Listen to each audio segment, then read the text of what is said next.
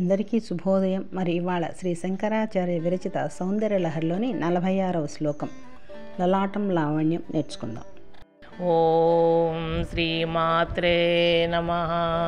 లలాటం లావణ్య దుతి విమలమాభాతి తవయ ద్వితీయం తన్మన్యే మకుటఘటితం చంద్రశకలం విపర్యాసన్యాసా దుభయమపి సంభూయ చమిదః సుధాలేపస్యూతిః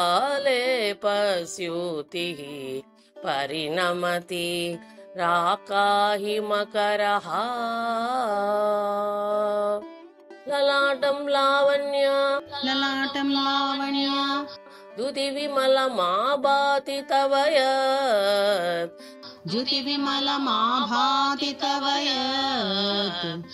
ద్వితీయం తన్మన్యే మకుటఘటితం చంద్రశకలం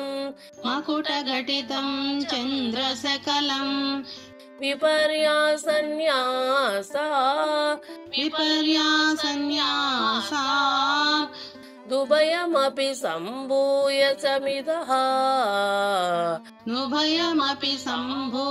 చమిదః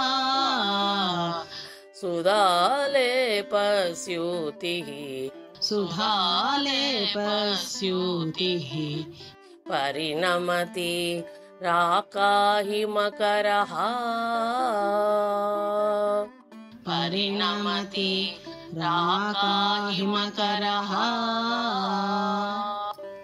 లలాటం లావణ్య దుతి విమలమాభాతి తవయ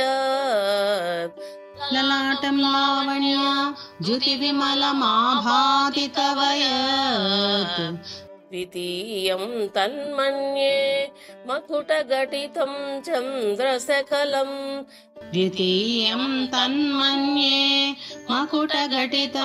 చంద్రశకలం విపర్యాసన్యాసా దుభయమపి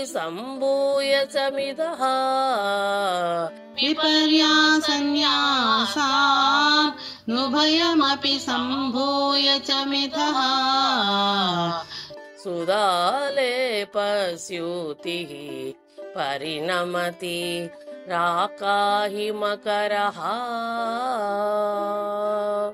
సుధాలేపస్యూతిః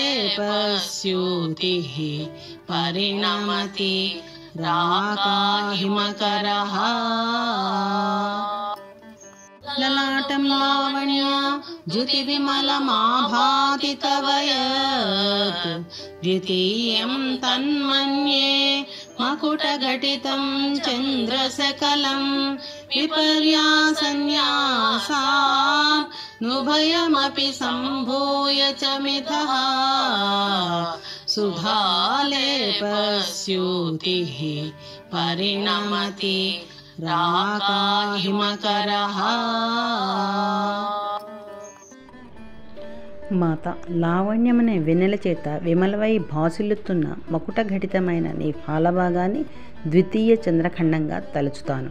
నీ సిగనందలి అరజాబిలి నొసటి అరజాబిలి రెండూ పరస్పరం కలయిక చెంది సుధారస సాంద్రమైన చంద్రబింబంగా పరిణమిస్తోంది.